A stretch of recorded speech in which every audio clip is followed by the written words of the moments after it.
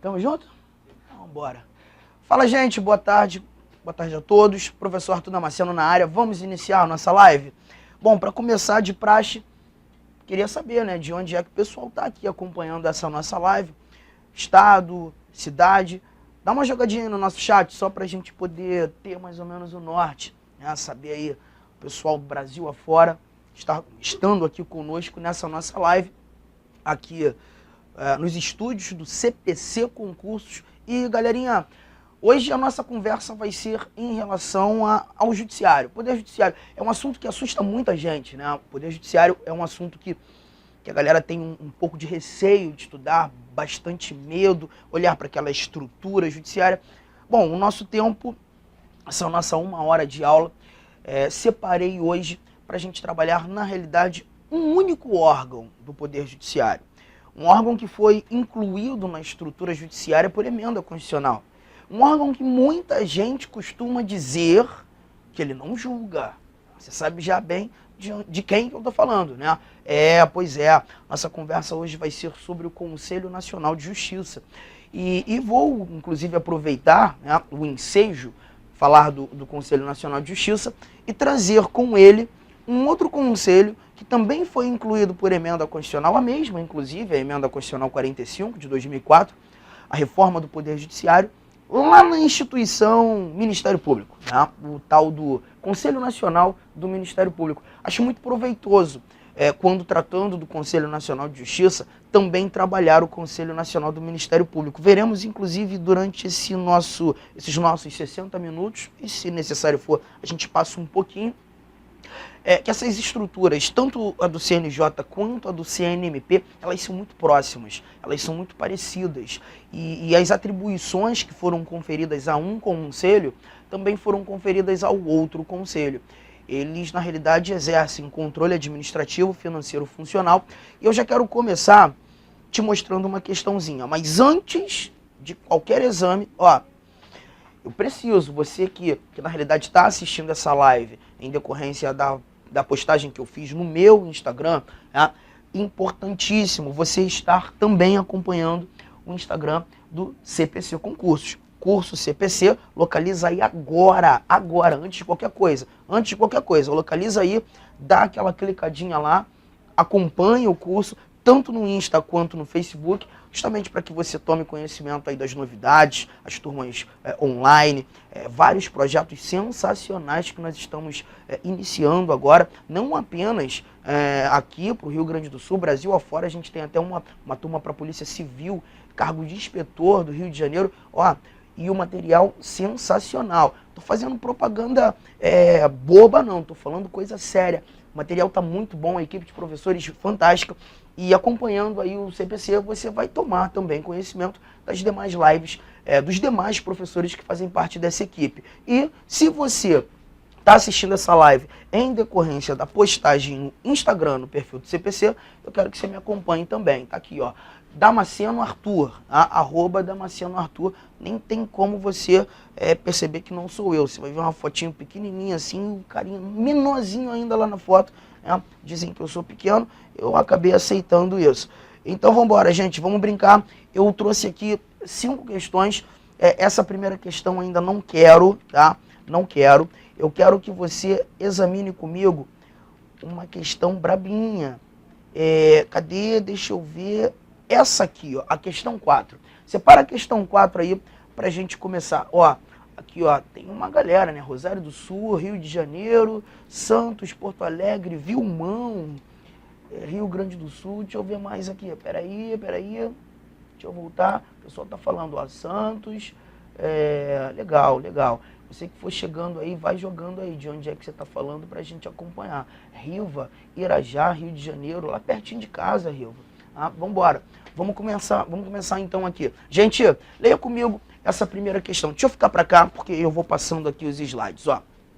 Assinale a alternativa que corretamente discorre sobre o Conselho Nacional de Justiça. A letra A diz: o Conselho Nacional de Justiça poderá exercer o controle abstrato de constitucionalidade, declarando em tese e como questão principal de eventual procedimento de controle administrativo a inconstitucionalidade de lei ou ato normativo. Caramba, te assustou? Te assustou essa letra A? Deixa eu ler tudo. Olha a nossa letra B. Sem prejuízo da competência disciplinar e correicional dos tribunais, o Conselho Nacional de Justiça pode avocar processos disciplinares e determinar, dentre outras sanções cabíveis, a perda do cargo de membros de tribunais do Poder Judiciário. Letra C. Letra C. O fato de o Conselho Nacional de Justiça ser composto por algumas pessoas estranhas ao Judiciário fere a independência desse poder. Tanto que o Supremo Tribunal Federal já declarou inconstitucionais os dispositivos que versam sobre a composição do CNJ. Letra D. A Constituição Federal determina que a União crie ouvidorias de justiça que serão competentes para receber reclamações e denúncias contra membros do Poder Judiciário e encaminhá-las aos respectivos tribunais, mas não diretamente ao CNJ. E encerrando a letra E, o Conselho Nacional de Justiça não tem nenhuma competência sobre o Supremo Tribunal Federal e seus ministros, sendo esse o órgão máximo do Poder Judiciário Nacional a que aquele está sujeito. Caramba, questão boa, né, gente? Bom, vocês que já buscaram aí um material, né, já clicaram aí, estão com o material em mãos, você que me acompanhou na leitura, não sei se o delay está muito distante, né, vai jogando aí o gabarito, caso você esteja tranquilo nesse assunto, já joga aí rapidinho, letra A, letra B, letra C, letra D ou letra E. Daqui a pouco eu vou conferir ali a telinha do chat, eu quero ver gabarito, hein, gente? Porque agora a gente vai começar a conversar um pouquinho. Galera, CNJ, a primeira coisa que a gente já pontua aqui em relação ao CNJ é tomar cuidado, aquela fala em dizer que o CNJ não julga, tá? Não é correto. O CNJ julga sim. O correto é dizer que o CNJ não exerce a função típica do judiciário. E eu também não quero dizer que a função típica do judiciário é julgar. Eu acho muito amplo, tá muito abrangente. Ó, guarda, a função típica do judiciário é exercer jurisdição. É avaliar litígios e trazer uma decisão definitiva àquela determinada lide. Jurisdição, juris, direito, dição vem do latim dicere, dizer, dizer de quem é o direito em caráter definitivo, estabelecer aquela tal coisa julgada. Essa é a função típica do nosso Poder Judiciário. O CNJ ele não exerce essa função típica do Judiciário. O CNJ, na realidade, quando de seus julgamentos, ele vai julgar processos administrativos. Processos administrativos. Eu queria muito que você tivesse com a sua Constituição em mãos aí. Ó, o pessoal já está jogando aqui, ó, gabarito.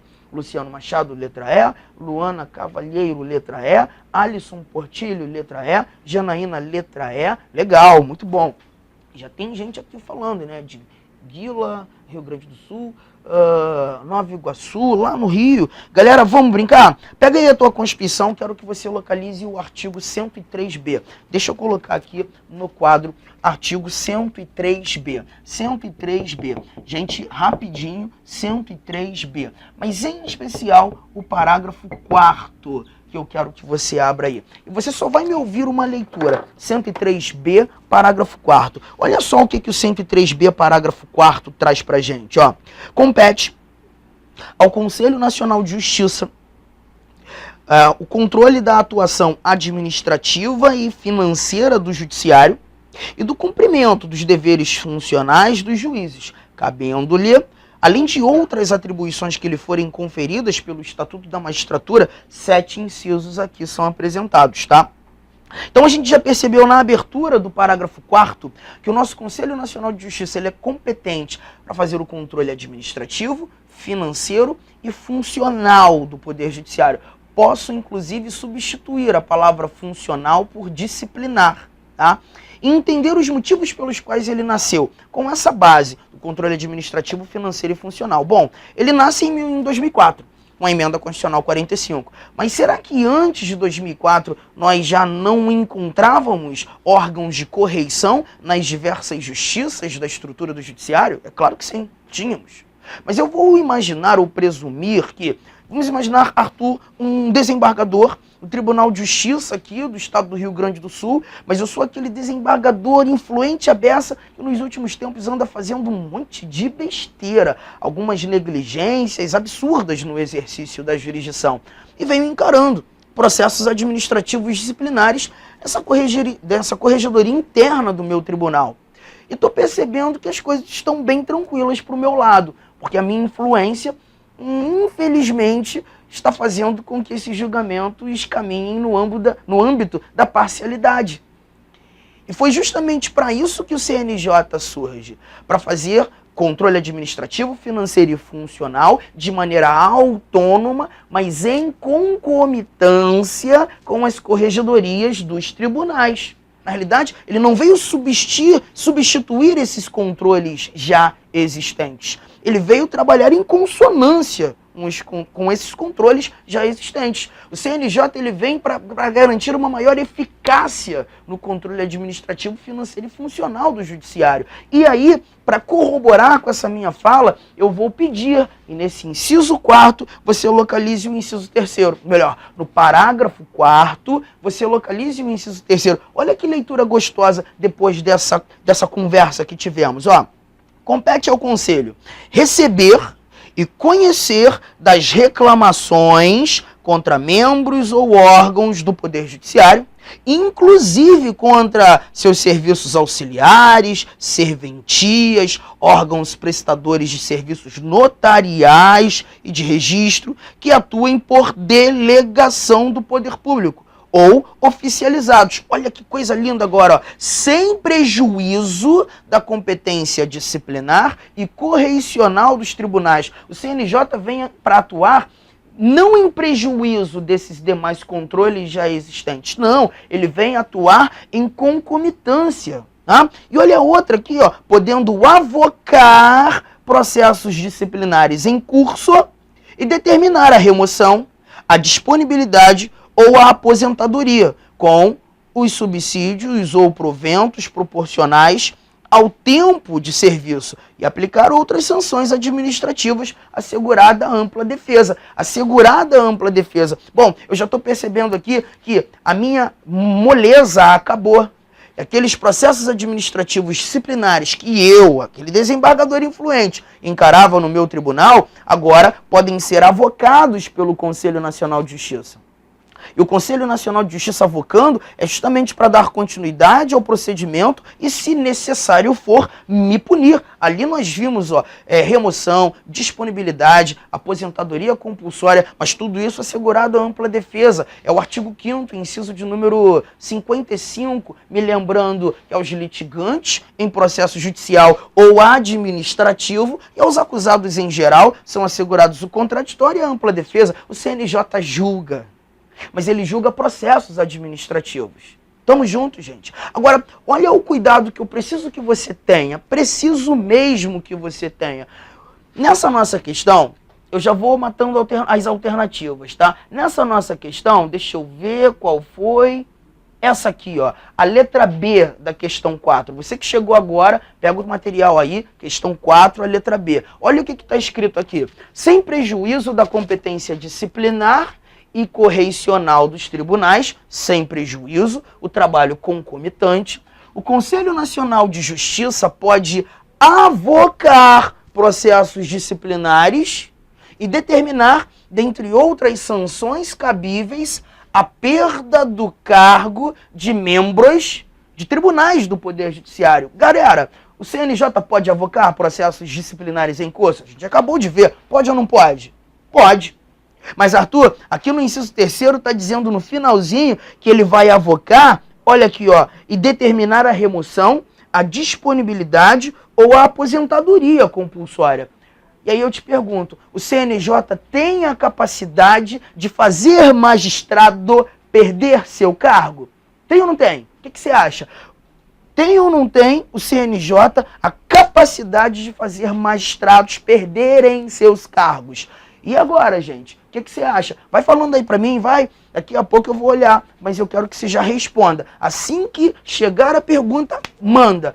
Tem ou não tem a capacidade, o CNJ, de derrubar, fazer perder o cargo esse magistrado? O que você acha? Eu estou esperando as suas respostas, mas eu já vou te lembrar um detalhe. O artigo 95 da nossa Constituição, ele traz garantias à magistratura. E a primeira garantia à magistratura é a vitaliciedade. A vitaliciedade, em regra, ela é conquistada após 2 anos de efetivo exercício. É aquele chamado período de vitaliciamento, né? Só que esse nosso artigo 95, inciso 1º, ele diz assim, ó, vitaliciedade que no primeiro grau só será adquirida após 2 anos. Que no primeiro grau só será adquirida após 2 anos. Então, aquele magistrado que tomou o início no exercício jurisdicional na primeira instância, que obrigatoriamente fez concurso público de provas e títulos, com a participação da OAB em todas as fases, a exigência dele ser bacharel em direito, ter apresentado no ato da inscrição, conforme o recurso extraordinário 655-265 do Supremo Tribunal Federal, atividade jurídica apresentada no ato da inscrição, ele que iniciou na primeira instância, ele só vai se tornar vitalício após 2 anos de efetivo exercício. E nesse primeiro momento, nesses 2 primeiros anos de exercício, ele ainda não vitalício, ele pode perder o seu cargo por processo administrativo disciplinar. Ele ainda não tem a vitaliciedade. Agora, o CNJ, julgando um processo administrativo disciplinar de um magistrado ainda não vitalício, que ainda não exerceu esses 2 anos jurisdicionais, mas que começou na primeira instância, o magistrado não vitalício, se porventura encarar o controle disciplinar no CNJ, pode ou não pode derrubá-lo do cargo? Pode, ué. Ele ainda não tem a vitaliciedade. Pois é. Então a gente precisa lembrar que o CNJ até é capaz, se o magistrado ainda não tem vitaliciedade esta é conquistada em regra depois de 2 anos. Por que se diz em regra? Porque tem magistrado que adquire a vitaliciedade no ato da posse. A gente sempre fala isso. Existem magistrados que chegaram por indicação? Existem ou não? Você deve estar lembrando, tu tem sim, o 5º Constitucional, que é apresentado no artigo 94, aquela lista sêxtupla, que é diminuída para lista tríplice, e a escolha é feita pelo chefe do Poder Executivo, lista sêxtupla com membros do MP ou com advogados. Esses que chegam por indicação pelo 5º Constitucional, esses adquirem a vitaliciedade no ato da posse. Aqueles magistrados que chegaram no 3º lá do STJ, membros do MP, advogados também, adquiriram a vitaliciedade no ato da posse. Aqueles outros magistrados que chegam à corte de cúpula do judiciário, que são indicados pelo presidente, sendo eles brasileiros natos, no mínimo 35 anos, no máximo 65 anos, notável saber jurídico, reputação ilibada, quando chegam ao Supremo, se porventura vieram de fora da magistratura, adquirem a vitaliciedade no ato da posse. Tá? Deixa eu ver como é que tá aqui, ó. Mas guardaram, pegaram isso? Se o magistrado ainda não é vitalício, estou olhando para aquele que tomou o início a carreira jurisdicional na primeira instância, o CNJ é capaz. Então quer dizer que essa questão está certa. Não, olha para cá, ó. Ele pode sim, CNJ, avocar processos disciplinares e determinar, dentre outras sanções cabíveis, olha o que está escrito, ó, a perda do cargo de membros de tribunais, gente. Se eu estou tratando de membros de tribunais, ou eles são desembargadores ou eles são ministros. Ou eles estão na segunda instância ou na instância superior. Os membros dos tribunais já gozam da vitaliciedade. Os membros dos tribunais já gozam da vitaliciedade. Então estou percebendo que nesse contexto aqui, o CNJ não pode determinar a perda do cargo de um membro de tribunal. Porque esse aqui eu tenho certeza, já é vitalício. Mas, se porventura o meu examinador dissesse que em hipótese alguma o CNJ derruba magistrado do cargo, aí está errado. Se de novo fechando, se o magistrado ainda não adquiriu a vitaliciedade, nesse período a perda do cargo depende de deliberação. do tribunal ao que ele está vinculado ou até mesmo do Conselho Nacional de Justiça. Maioria absoluta, porque nós estamos tratando de processo administrativo. Tamo junto, gente? Olha aí, ó, já derrubei uma primeira alternativa. Legal? Aqui tem mais. Olha o que a gente tem no inciso, de novo, ó, 103b, parágrafo 4º. 103b, parágrafo 4º, mas o inciso 5º, ele diz assim, ó, que compete também ao CNJ rever, seja de ofício ou mediante provocação, os processos disciplinares de juízes e membros de tribunais julgados há menos de um ano. Então perceba, se aquela corregedoria, aquele órgão de controle interno do tribunal decidiu um processo administrativo, disciplinar, o CNJ tem a capacidade de rever essa decisão. Se essa decisão ainda não ultrapassou o seu prazo de um ano de surgimento, o CNJ pode rever, pode inclusive alterá-la, tá? E aí, deixa eu ver se eu acho que tem mais uma aqui que a gente pode matar. Quer ver? Não, ainda não.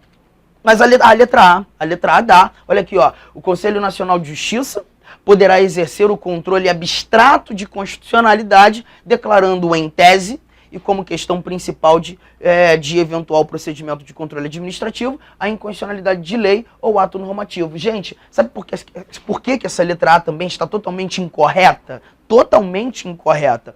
Porque perceba, o CNJ ele não vai fazer controle de constitucionalidade, porque o controle de constitucionalidade é, na realidade, função jurisdicional. Declarar uma lei como inconstitucional, apenas os órgãos jurisdicionais têm essa capacidade. O CNJ, ele vai julgar processos administrativos. Controle administrativo, financeiro e funcional. O controle de constitucionalidade não competirá ao CNJ. Então, ó, eu já joguei no lixo letra A e letra B. Foi? Ótimo.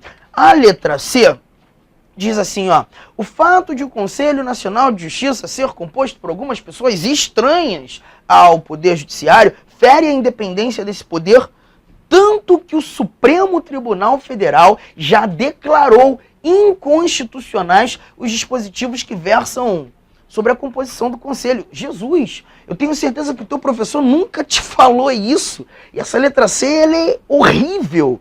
Aquela composição do CNJ, que daqui a pouco a gente vai discutir e desmistificar aquela loucura absurda que vem à cabeça de achar que é difícil, e não é. Ela vai sim apresentar pessoas que são estranhas ao judiciário, indivíduos que vêm de fora do judiciário para compor o CNJ, mas isso não é inconstitucional. O Supremo nunca declarou inconstitucionalidade, não há ferimento à independência dos poderes, tá? Legal? Então, letra C, também estou jogando fora. Deixa eu ver como é que está aqui. Somente de emoção, de um lugar, regra do quinto. Legal. Olha a nossa letra D. A Constituição Federal determina que a União crie ouvidorias de justiça, né? Ora, você vai ter lá a necessidade de ter ouvidorias, né, órgãos para receber as nossas reclamações, que serão competentes para receber as reclamações e denúncias contra membros do Poder Judiciário e encaminhá-las aos respectivos tribunais, mas não diretamente ao Conselho Nacional de Justiça. O que está errado, gente. A União, e o artigo 103b, parágrafo 7º, vai nos mostrar, ela precisa criar ouvidorias que encaminhem essas reclamações diretamente ao Conselho Nacional de Justiça. O Conselho Nacional de Justiça ele precisa ter pernas. Ele precisa sim ter esses setores de ouvidoria para receber as reclamações. De novo, 103b, olha o que o nosso parágrafo 7º diz. Lá no finalzinho, o último dispositivo do 103b. Ó, a União, inclusive no Distrito Federal e nos territórios, criará ouvidorias de justiça competentes para receber as nossas reclamações e as nossas denúncias de qualquer interessado contra membros ou órgãos do Poder Judiciário ou contra seus serviços auxiliares, representando diretamente ao Conselho Nacional de Justiça. Então essa nossa letra D também está errada. Eu vi aqui que muita gente colocou como gabarito letra E. E está correta a letra E. Mas antes de falar da letra E, vamos conversar mais um pouquinho? Preste atenção. O CNJ nasceu para fazer controle administrativo, financeiro e funcional dos órgãos, membros, serviços auxiliares do judiciário, tá? E são processos administrativos que tramitarão ali, ok? Vamos imaginar que eu seja um magistrado encarando um processo administrativo disciplinar e percebi que no curso do meu processo várias garantias fundamentais não foram asseguradas, né? No âmbito do devido processo legal, proporcionalidade, razoabilidade, contraditório, ampla defesa, um monte de coisa. Tudo violado.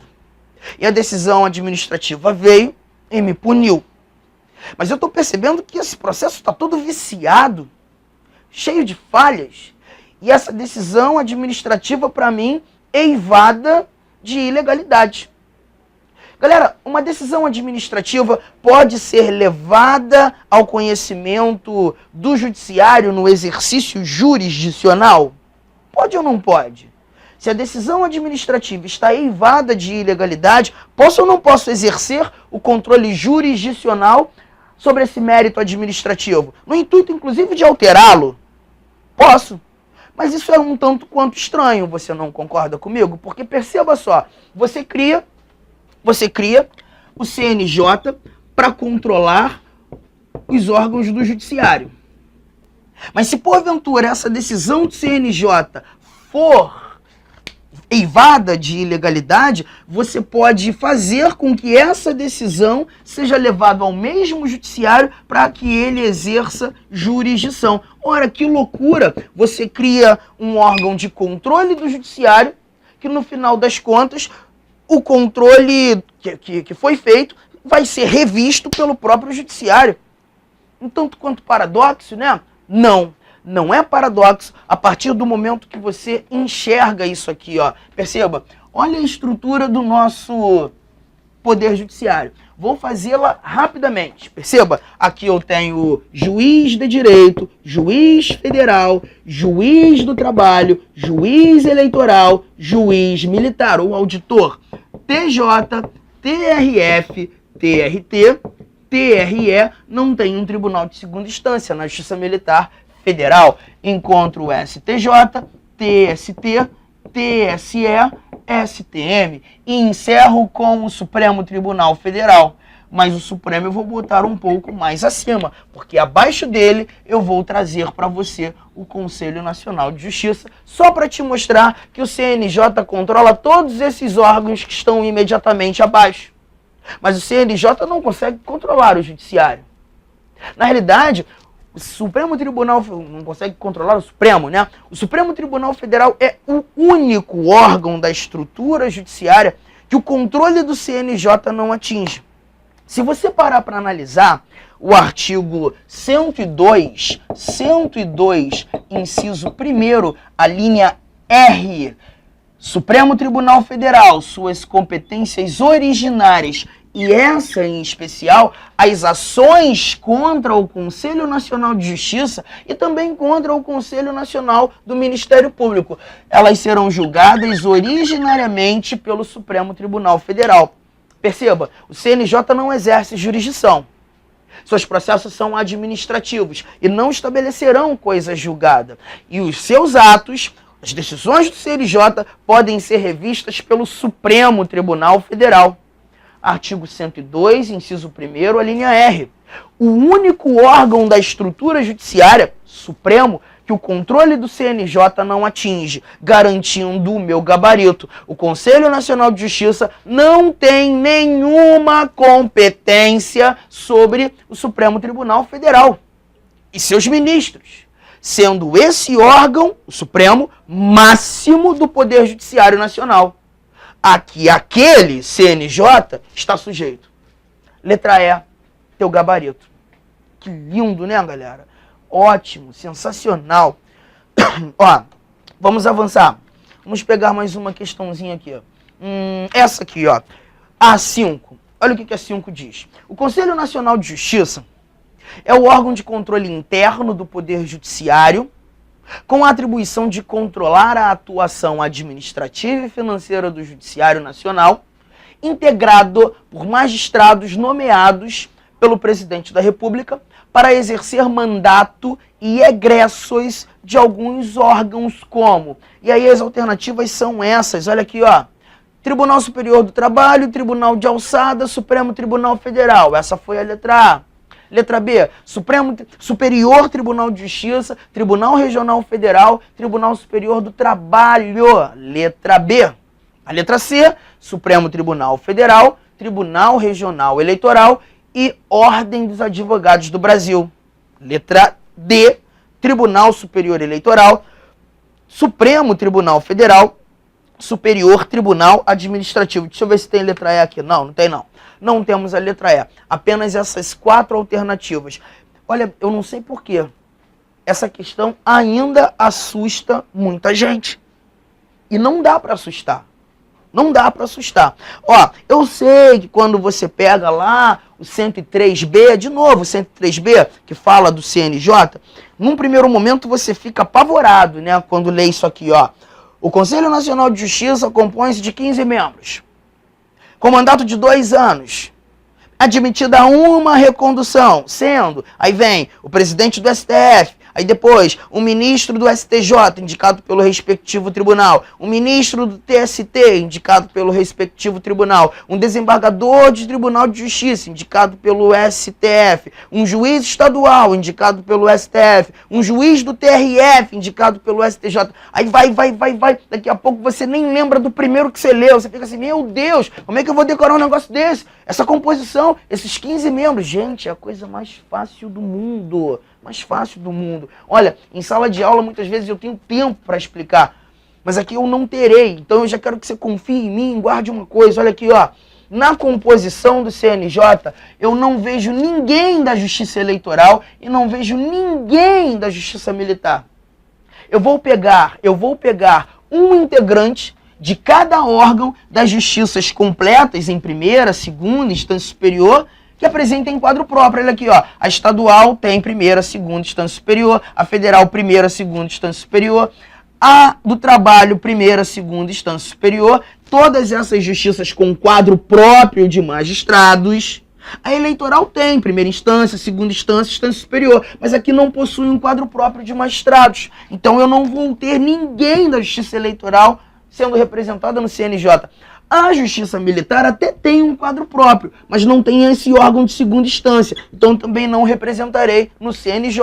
E aí, encerro fazendo o seguinte contigo. Presta atenção. Composição do CNJ. Composição do CNJ. Me ajuda, vem pra cá. Quantos são mesmo? São 15, né? 15 membros. Mandato de 2 anos. Permitida uma recondução. Presta atenção, eu vou pegar alguém do Supremo, mas não é qualquer um do Supremo. É o presidente do Supremo Tribunal Federal, presidente do STF, um integrante do Supremo, presidente. Mas pego um ministro do STJ, vou além, pego um ministro do TST, não tenho ninguém da Justiça Eleitoral, não tenho ninguém da Justiça Militar, vou descer para a segunda instância, pego um desembargador de TJ, pego um juiz de TRF, deixa eu escrever direito, um juiz de TRF, além do juiz do TRF, pego um juiz do TRT, a Constituição chama de juiz, né? Mas a gente sabe que se estão na segunda instância, no campo prático a gente chama de desembargador. Mas aqui eu estou respeitando a literalidade do texto constitucional. Ó, não vou pegar ninguém de TRE, Justiça Eleitoral não é representada, aqui eu nem tenho segunda instância, vou descer, aí eu tenho um juiz estadual, estou respeitando o texto constitucional, a gente sabe que é um juiz de direito, eu tenho um juiz federal, eu tenho um juiz do trabalho, não tenho juiz eleitoral, não tenho juiz militar. Bom, da magistratura são esses 9, gente. Ó, eu só peguei indivíduos oriundos dos órgãos das justiças completas que apresentaram um quadro próprio de magistrados. Ninguém da eleitoral, ninguém da militar. Percebeu? E outra, aí eu ainda tenho quem indica, né? O presidente do Supremo não precisa ser indicado, mas o ministro do STJ vai ser indicado pelo STJ, pelo próprio STJ. O ministro do TST, indicado pelo próprio TST. Aqui eu vou repetir a ordem: STF, STJ, TST. STF, STJ, TST. STF, STJ, TST. STF, STJ, TST. É o STF que indica desembargador de TJ, é o STJ que indica o do TRF, é o TST que vai indicar o do TRT. O Supremo Tribunal Federal indica o juiz estadual, o STJ indica o juiz federal e o TST indicando o juiz do trabalho. É essa a lógica. Olha só o que ele quis mostrar o Supremo, o Constituinte, com essa composição. Olha aqui, gente. Ó, o Supremo Tribunal Federal é o primeiro tribunal superior. E vai ter que indicar a primeira justiça da estrutura, que é a estadual. STF indicando justiça estadual. Já o STJ é o segundo tribunal superior, indicando a segunda justiça da estrutura, que é a federal. O STJ indicando este oriundo de TRF e o juiz federal. O TST, o terceiro tribunal superior, indicando estes oriundos da terceira justiça, que é a justiça do trabalho. Tá vendo só? Ah, turma, espera aí, são 15 membros. Tá faltando 6, fácil. Vou apagar. Daqui a pouco tu volta, quando terminar a live, faz todos esses prints para passar pro seu caderno, tá?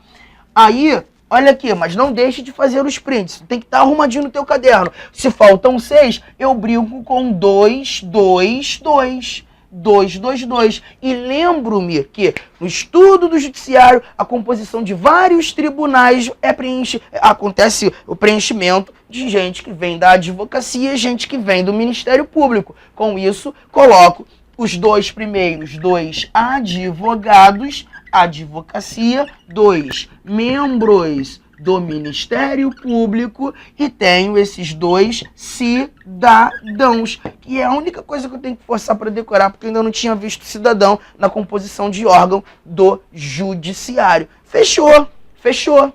Ah, mas quem indica? Aqui, ó, o advogado vai ser o Conselho Federal da OAB. Membro do MP, o PGR faz a indicação, tendo que respeitar um oriundo do Ministério Público da União, outro oriundo da carreira de Ministério Público Estadual, e os 2 cidadãos, um será indicado pela Câmara dos Deputados, o outro indicado pelo Senado Federal. Gente, não tem dificuldade nenhuma aqui. Isso aqui tu monta rapidinho. Monta rapidinho. E aí eu já mato aqui a minha questão, ó. Tem gente do TST? Tem. Mas Tribunal de Alçada nem existe mais. Letra B, tem gente do STJ? Tem. Tem gente do TRF? Tem. Tem gente do TST? Tem. Acabou, gabarito, letra B. Supremo Tribunal Federal, a letra C, tudo bem. Mas TRE, Justiça Eleitoral, não tem ninguém da Justiça Eleitoral. Letra D, Tribunal Superior Eleitoral, não tem ninguém da Justiça Eleitoral. Letra B, gabarito. Ok, gente? Tranquilo, pessoal. Show de bola. Aí me vem o CESP, o UNB, fazendo isso aqui com a gente, ó.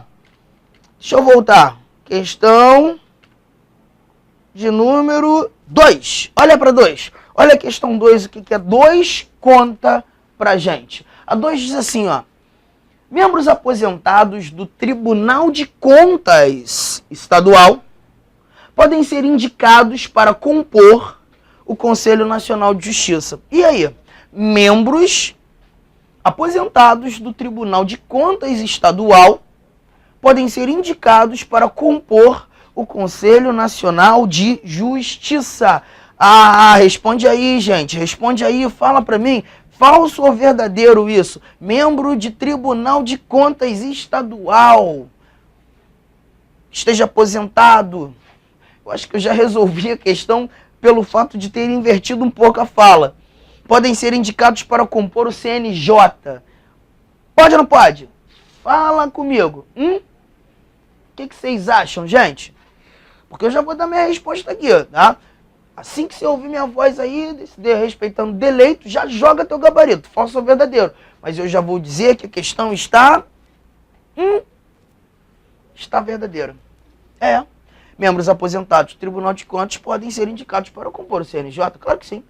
Ah, mas eu não estou vendo o TCE aqui. Gente, mas se ele está aposentado, ele pode muito bem ser ou exercer a advocacia em momento anterior ao Tribunal de Contas e agora, por estar aposentado, voltou a exercer a advocacia. Ele pode estar compondo o CNJ como um advogado. E mais, se ele se aposentou, ele não deixou de ser um cidadão. Se ele é um cidadão de notável saber jurídico, de reputação ilibada, conforme dispõe o artigo 103b, para ser indicado para estar no CNJ, ele pode ser indicado ou pela Câmara dos Deputados ou pelo Senado Federal. Problema algum? Ué. Então a questão está verdadeira. Ok, gente? Tudo bem? Bom, a questão 3, vamos na 3. A questão 3 diz assim, ó. A respeito dos poderes executivo e legislativo e das funções essenciais da Justiça, julgue o item que se segue. O Conselho Nacional do Ministério Público tem competência para apreciar e desconstituir, inclusive de ofício, atos administrativos praticados pelos membros do parquê, pelos membros da instituição. Certo ou não?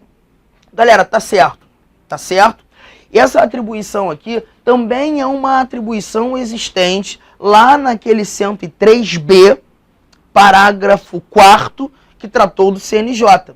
E ó, já que eu tô aqui no 103b, eu vou aproveitar e vou ler como essa atribuição foi dada ao CNJ. E vai ser igualzinho ao que a gente vê lá no dispositivo que trata do Conselho Nacional do Ministério Público. Aqui nós temos o inciso de número, cadê?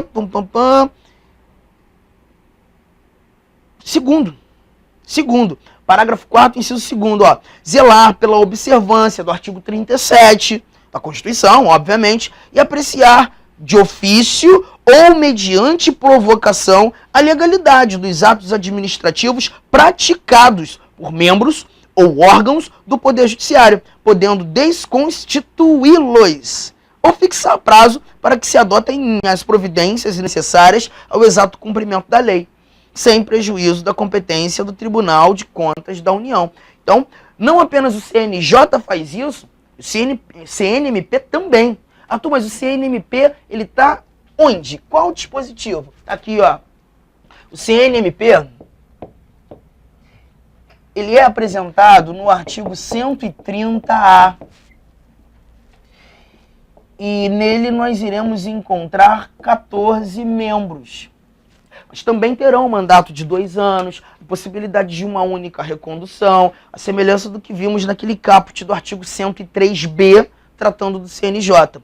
Também foi criado pela Emenda Constitucional 45 e também faz controle administrativo, financeiro e funcional, mas agora do Ministério Público.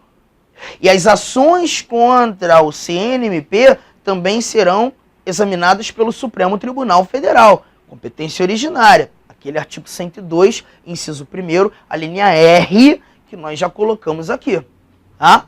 E lá no nosso parágrafo, deixa eu botar aqui, vou apagar logo isso tudo, tá? No nosso parágrafo 2º, parágrafo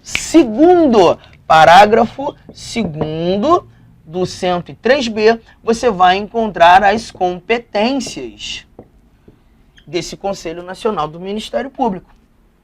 E dentre essas competências, dos 5 incisos que nós encontraremos lá, todos esses 5 incisos são tarefas também exercidas pelo Conselho Nacional de Justiça. Então o que eu quero que você faça é, estudou o CNJ, estuda o CNMP também. Que eles exercem as mesmas atividades. Tá? E a composição? A composição do CNMP é pesada também? Não sei. Posso ler para você aqui, né? Mas tu já sabe que eu não gosto muito. A leitura é sempre muito importante. Mas a gente tem que ter método para memorizar as coisas. Tá? E eu vou te mostrar um esqueminha também. Mas deixa eu ir lá no 130A. Olha aqui o que o 130A diz. Vê se assusta. Não sei se assusta. Vamos ver. Ó, o Conselho Nacional do Ministério Público compõe-se de 14 membros, nomeados pelo presidente da República, depois de aprovada a escolha pela maioria absoluta do Senado, para um mandato de 2 anos, admitida uma recondução, sendo... Aí começa, o Procurador-Geral da República que o preside. 2. 4 membros do Ministério Público da União, assegurada a representação de cada uma de suas carreiras. 3. 3 membros do Ministério Público dos Estados. 2 juízes, indicados, enfim. Traz uma menor, mas ainda está misturando muita gente. Sabe o que você vai fazer? Você vai usar essa mesma estrutura que nós utilizamos para o Conselho Nacional do Ministério Público. Gente, os 2 conselhos foram criados juntos. As estruturas são muito parecidas. Olha aqui, ó, quantos são os membros? 14 no CNMP. E eu vou começar também com 222. Mas agora eu vou levar em consideração o seguinte. Quando nós estávamos trabalhando o CNJ, essa minha primeira coluna aqui, ó, a coluna da esquerda, eu só coloquei gente do judiciário, lembra? Só gente do judiciário. Instância superior, segunda instância, primeira instância. Essa primeira coluna foi reservada para gente do judiciário. Mas como agora eu estou falando do Conselho Nacional do Ministério Público, essa minha primeira coluna vai estar reservada para gente do Ministério Público. Então essa coluna aqui é da galera que vem de fora. De fora. Olha aqui, ó. Lá no CNJ, os 2 primeiros foram 2 advogados. Aqui também, do mesmo jeito. Os 2 últimos lá do CNJ foram 2 cidadãos. Aqui também, do mesmo jeito. Inclusive quem faz as indicações. Mas esse 2 aqui do meio, quando tratando do Conselho Nacional do Ministério Público, não podem ser membros do Ministério Público. Porque os que são oriundos da instituição do MP estarão nessa coluna. Então apaga. Apaga. E troca. Enquanto o 2 do meio para o CNJ foram 2 membros do MP, aqui o 2 do meio do CNMP serão 2 juízes. Gente vindo do judiciário. Troca. Troca. A estrutura caminha junto. E eu sei que um juiz é indicado pelo STF e o outro juiz será indicado pelo STJ. Olha só, gente, não tem dificuldade. Ah, mas peraí, não tem dificuldade? STF aqui, tá? Um STF, outro STJ. Não tem dificuldade, mas por enquanto só falou de 6. Ainda faltam outros aqui. Tá, então usa a mesma lógica. A mesma construção. Lá no CNJ, você não começou com o cara do Poder Judiciário? Gente, quem é o cara do Poder Judiciário? O cara do Poder Judiciário só pode estar no órgão de cúpula do Judiciário. O cara do Judiciário é o presidente do Supremo. Quem é o cara do Ministério Público? Quem é o cara do Ministério Público? Ela, Raquel Dodge, PGR, começa a brincadeira. Só não se perca na conta. Olha aqui, ó. 6 mais o PGR, 7. Abaixo, eu vou ter 4 membros do Ministério Público da União. Mas por que 4 membros do Ministério Público da União? Porque o Ministério Público da União, gente, de acordo com o artigo 128 da Constituição, compreende o Ministério Público Federal, compreende o Ministério Público do Trabalho, compreende o Ministério Público Militar e compreende o Ministério Público do Distrito Federal e Territórios. Ah, Arthur, então eu pego um de cada carreira? Perfeitamente. Mas não se perca na conta. Eu tinha 6, com o PGR 7, agora eu acresço 4, chego a 11, para atingir os 14 faltam 3 e só falta uma unidade de MP a ser aqui apresentada. 3 membros de Ministério Público Estadual. Estes serão indicados pelas respectivas unidades. Mas também passarão pela aprovação prévia do Senado Federal, estes que são indicados, porque o PGR não precisa ser indicado, nem o presidente do Supremo Tribunal Federal lá no CNJ. Tá percebendo? A estrutura é muito parecida, gente. Matou um, matou outro. Falou de CNJ, traz o Conselho Nacional do Ministério Público também. Deixa eu ver como é que tá aqui. Legal, ó, show de bola. E vambora, tem mais questão. Deixa eu ver, a 2 eu acabei de fazer, né? A 3 também fiz. Acho que só falta a questão 1, gente. Vamos lá na questão 1? Olha o que a questão 1 traz aqui pra gente. Fechando a brincadeira, ó. Conforme a Constituição Federal, não constitui atribuição do Conselho Nacional do Ministério Público. Eu não cheguei a colocar ali, mas eu apaguei. Então, anota aqui. Essas competências CNMP são apresentadas no artigo 130-A, parágrafo 2º. Já o CNJ, no artigo 103-B, parágrafo 4º. Cara, não deixa de ler. Não deixa de lado. Vamos. Primeiro aqui. Encaminhar ao Poder Legislativo os projetos de lei de iniciativa do Ministério Público Federal, especialmente com relação à autonomia orçamentária fiscalizada pelo Tribunal de Contas da União. Gente, não é atribuição de controle isso aqui. Não é. Então já achei o erro aqui. Tá? Aqui, esse encaminhamento, ele compete ao próprio Procurador-Geral da República em nome do Ministério Público da União. Ok? Não é o Conselho Nacional de Justiça que faz isso. Olha a letra B. Zelar pela autonomia funcional, controle funcional ou disciplinar, controle administrativo do Ministério Público, podendo expedir atos regulamentares no âmbito de sua competência ou recomendar providências. Está correto. É logo de cara a primeira competência do Conselho Nacional do Ministério Público naquele dispositivo que nós anotamos ali. Ó. Mas... C. Apreciar de ofício ou mediante provocação a legalidade dos atos administrativos praticados por membros ou órgãos do Ministério Público da União e dos Estados, podendo desconstituí-los, olha a questão anterior que nós fizemos, revê-los ou fixar prazo para que se adotem as providências necessárias ao exato cumprimento da lei, sem prejuízo da competência dos tribunais de contas. Ah, mas você leu essa competência no CNJ, foi no 103B, parágrafo 4º. É a mesma coisa. Só que essa aqui está no 130A para o CNMP. Fazem a mesma coisa. Letra D. Rever, de ofício ou mediante provocação, os processos disciplinares de membros do Ministério Público da União e dos Estados, julgados há menos de 1 ano. A gente viu isso no CNJ. Está vendo aqui no CNMP também. A mesma coisa. E só nos resta a letra E, receber e conhecer das reclamações contra membros ou órgãos do Ministério Público da União e dos Estados, inclusive contra seus serviços auxiliares, sem prejuízo, trabalhando em concomitância a competência disciplinar e correicional da instituição, podendo avocar processos disciplinares em curso, determinar a remoção, a disponibilidade ou aposentadoria com subsídios ou proventos proporcionais ao tempo de serviço e aplicar outras sanções administrativas assegurada ampla defesa. A mesma coisa.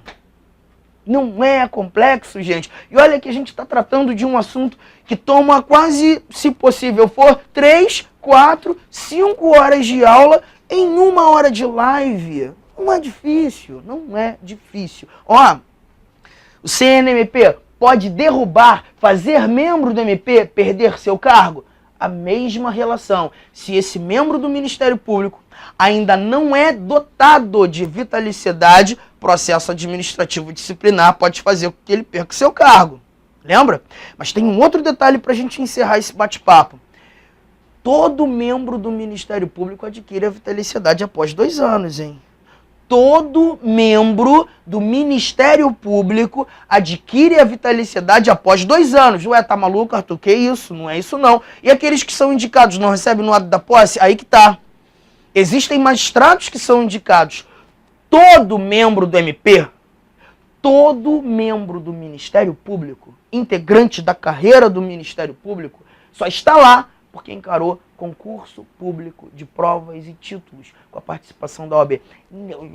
Bacharel em Direito, 3 anos de atividade jurídica. Aquela mesma brincadeira. Artigo 129, parágrafo 3º da Constituição. Ninguém ingressa a carreira do Ministério Público por indicação. Todo membro do MP é de carreira. E inicia a sua atividade lá na entrância mais inferior possível daquela unidade jurisdicional. E só vai adquirir a vitaliciedade depois dos 2 anos de efetivo exercício. É diferente da magistratura. Na magistratura, os magistrados de carreira, aqueles que são concursados, vão conquistar a vitaliciedade após 2 anos. Mas os magistrados que são indicados adquirem no ato da posse. Fica ligado sobre quem o teu examinador está questionando, se magistrado ou se membro do Ministério Público. Legal, gente? Pessoal, ó, foi uma satisfação enorme essa 1 horazinha com vocês, tá?